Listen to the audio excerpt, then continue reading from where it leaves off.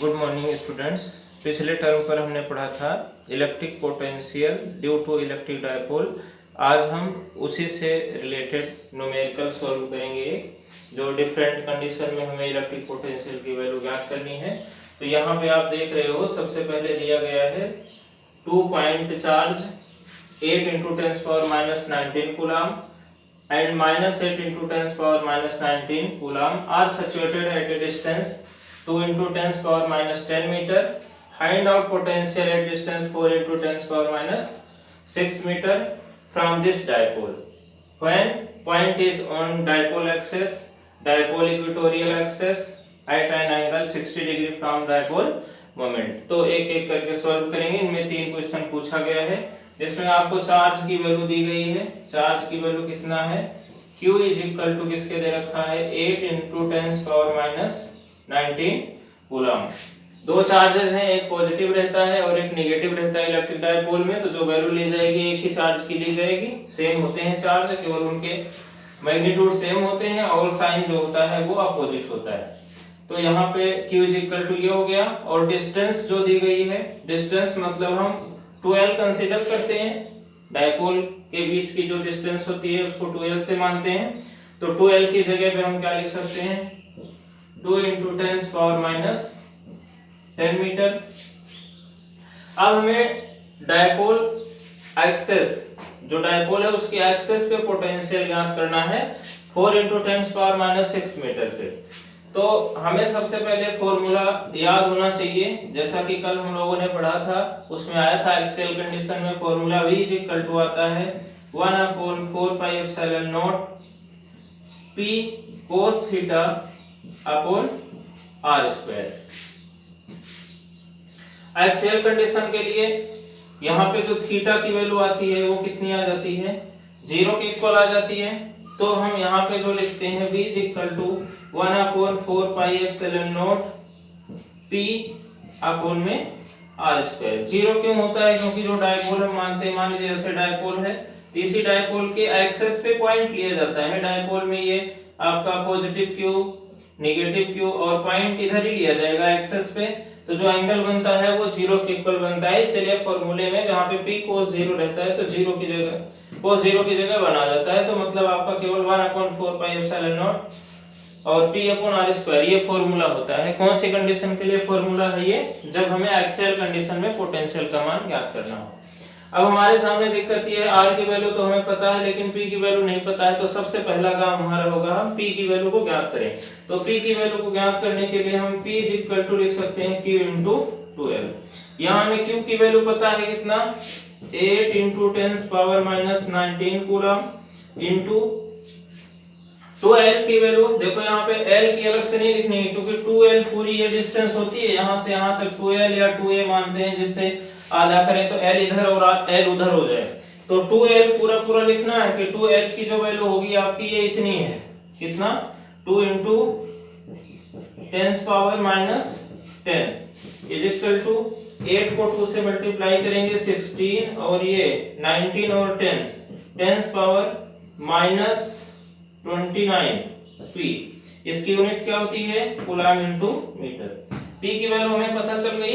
अब easy way में हम इसका मान ज्ञात कर सकते हैं। तो V = आ जाएगा आपका 1/4πε0 P की वैल्यू रख दीजिए 16 × 10⁻19, ये हो गया P का मान। और R की वैल्यू कितनी डिस्टेंस पे ज्ञात करना है? 4 × 10⁻6 4 × 10⁻6 स्क्वायर करेंगे इसका, फॉर्मूले में स्क्वायर है। इसकी भी वैल्यू हमें पता है तो लिख सकते हैं V = इसकी वैल्यू कितनी होती है? 9 × इधर लिखते हैं V = इसका मान 9 × 10⁻9 × 16 × 10⁻19, ये 29 था आपका। 29 यहाँ पे भी आएगा 29 और इसका स्क्वायर करेंगे तो ये हो जाएगा 16 × 10⁻⁻6, ये -12 हो जाएगा। ये कैंसिल हो गया और आपका बचा कितना,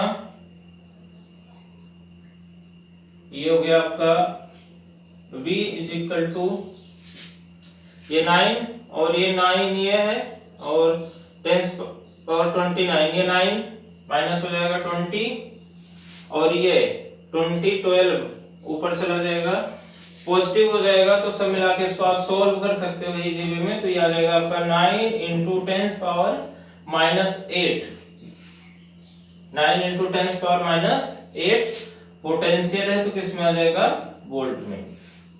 तो ये एक्सियल कंडीशन के लिए फॉर्मूला मैंने लगाया और एक्सियल कंडीशन के लिए आपका ये वोल्टेज की वैल्यू आ गई। सेकंड क्वेश्चन जो हमसे पूछ रहा है वो बताना है इक्वेटोरियल एक्सिस पे। इक्वेटोरियल एक्सिस पे अगर हम याद करें तो क्या लिख सकते हैं, इक्वेटोरियल एक्सिस का मतलब हो गया कि जैसे ये इलेक्ट्रिक डाइपोल है तो इक्वेटोरियल का मतलब इसके 90 डिग्री पे कहीं पॉइंट होगा, यहाँ पे थीटा बराबर किसके रहेगा, 90 डिग्री के। तो उस कंडीशन में V इज इक्वल टू अगर हम लिखेंगे तो कितना आता है formula, V is equal to 1/4 pi epsilon naught और Q upon R square P cos theta upon R square. Theta बराबर जब 90 होगा यहाँ पे तो cos 90 की वैल्यू क्या होती है, 0। तो cos 90 की वैल्यू 0 होगी तो जो पोटेंशियल की वैल्यू आएगी वो भी क्या आएगी, 0। ये तो मैंने आपको बता दिया कैसे किस तरह से आया है।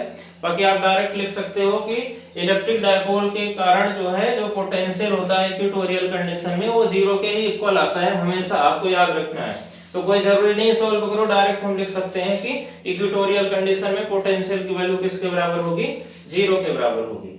अब सी वाले सवाल में आपको देखना है, इसमें दे रखा है at angle 60 degree from dipole moment. Dipole moment का मतलब P। तो हमें फॉर्मूला पता है V इज इक्वल टू होता है 1/4 pi epsilon not P cos theta upon R square. यहाँ पे 1/4 पाई एप्सिलॉन नॉट की जगह पे हम लिख सकते हैं 9 इंटू 10 पावर 9 इंटू P की वैल्यू हमने निकाला था, कितना आया था P की वैल्यू ये आई हुई है कितना, 16 इंटू 10 पावर माइनस 29 ये आ गई वैल्यू।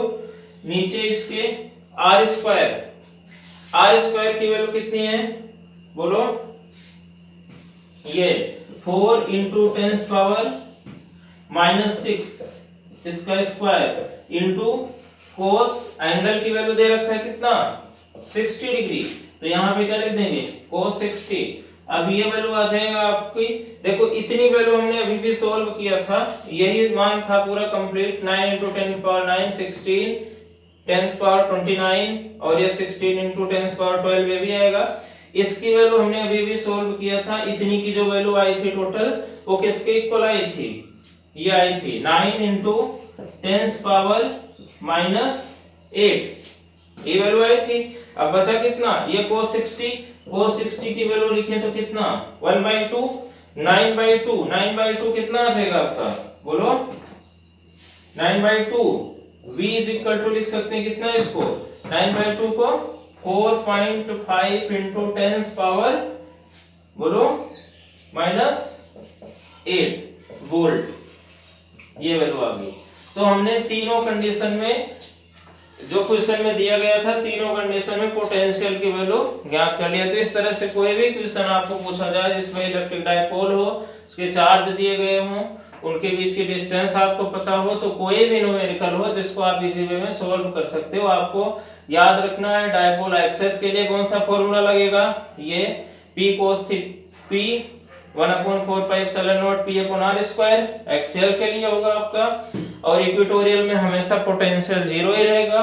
और इसके बाद में अगर आपको किसी पॉइंट पे पूछा जाए तो उसमें जितना एंगल रहेगा उसकी वैल्यू cos के साथ में रख देनी है, आपको पोटेंशियल की वैल्यू पता चल जाएगी। तो इस तरह से कोई भी न्यूमेरिकल आप सॉल्व कर सकते हो जिसमें आपको ये इस तरह से मान दिया गया हो। Thank you.